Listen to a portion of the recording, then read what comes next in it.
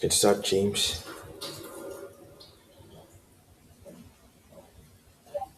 If chapter now, Yeah, just let me know when you're recording and I can read it. I know I'm recording now. Okay. 3 SQL exercises modifying USDA food facility table, adding boolean columns for meat poultry processing, populating them via case-insensitive text, matching and counting facilities by activity type, including a bonus query for facilities doing both. Now I hand it over to Cabello to explain the exercises. All right, so James, James, right? So as you can see here, that's what chapter 9 is all about, right? So that's what it is. Inspection and modifying data, try it yourself solutions. So this exercise use the meat, poultry, egg, structure table, which contains data from the USDA Food Safety and Inspection Services, listing meat, poultry, and egg processing facilities across the United States.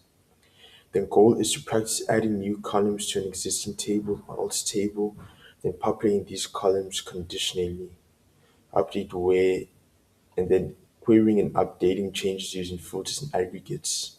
So adding Boolean columns to flag processing activity types. So yeah, the existing activities column contains free text descriptions of what each facility does. So rather than parsing that text every time we query, we add two dedicated Boolean columns so activity types can be filtered and counted efficiently. So both columns default to null, not false, will explicitly set in exercise 2, then which lets us distinguish not yet evaluated from a confirmed false. Then you got the alt table where add column is non-destructive, existing rows and data untouched. So new columns simply appear with null in every existing row. So yeah, obviously I added Boolean column to flag facilities that perform meat processing. Same thing to flag facilities that perform poultry processing. So verify both now exist and are present.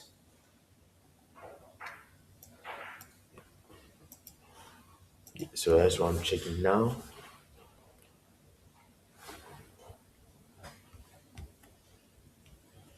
So as you can see, meat processing, poultry processing.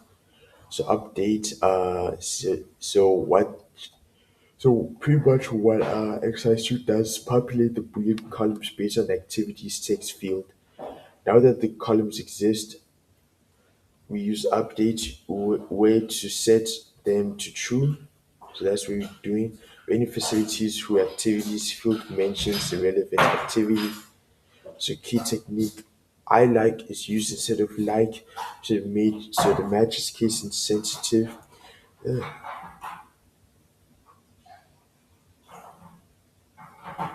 So this guards against inconsistent capitalization in the source data. So meat processing or match. So as you can see here, this guards against inconsistent capitalization in the source data. So I like is used instead of like, so the match is case insensitive.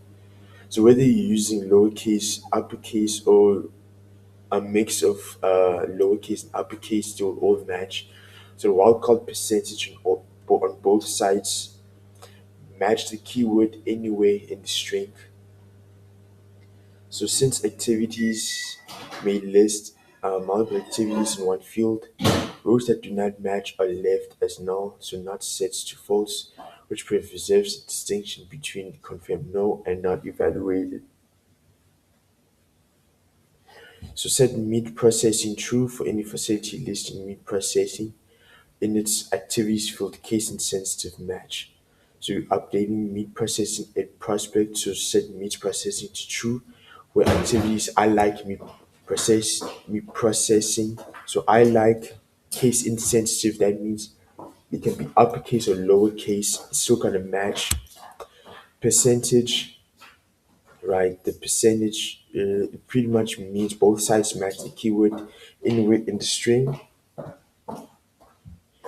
And then set poultry processing true for any facility listing poultry processing. Same thing there, update made poultry egg inspect and poultry processing equals true. Then where activities I like poultry processing, then verify updates. So show activities alongside both flags for matching rows. A correct result will show true and at least one Boolean column for each row. Yeah. So select activities, meat processing, poultry processing, meat, poultry, egg, inspect. So where meat processing equals true or poultry processing equals true, the limit's gonna be 10.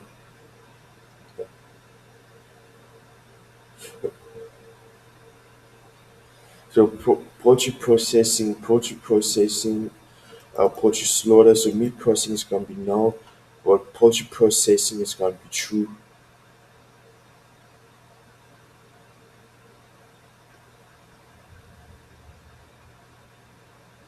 So yeah, exercise 3, count facilities by processing activity type.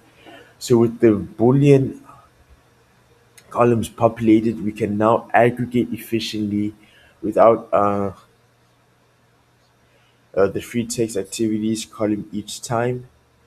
Then key technique to count times filter away is a PostgreSQL aggregate filter. It counts only the rows that satisfy the condition in a simple parse over the table.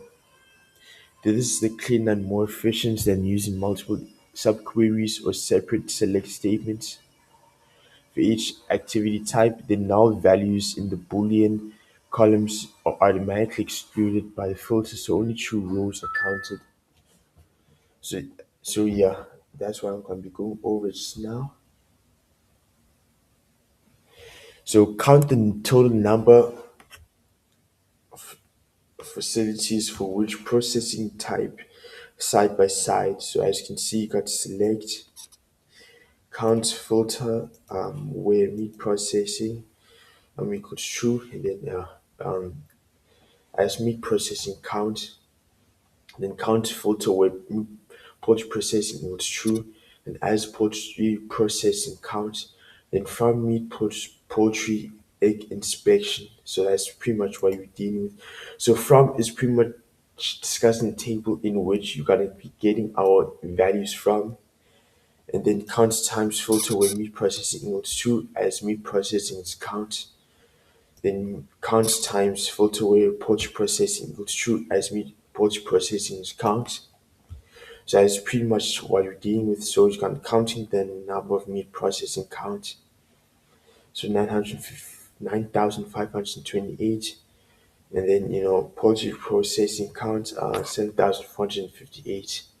So that's pretty much what you're dealing for both. And then what next we're dealing with here is both activities count. So these integers, so count facilities with both Boolean flags are true simultaneously. So this excludes all the null values here. So 6,676,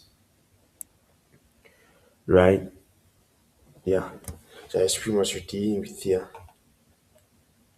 Then count facilities that perform both meat and poultry processing. A natural follow-up question of the exercise 3, how many facilities, how many are dual purpose handling both meat and poultry on the same site?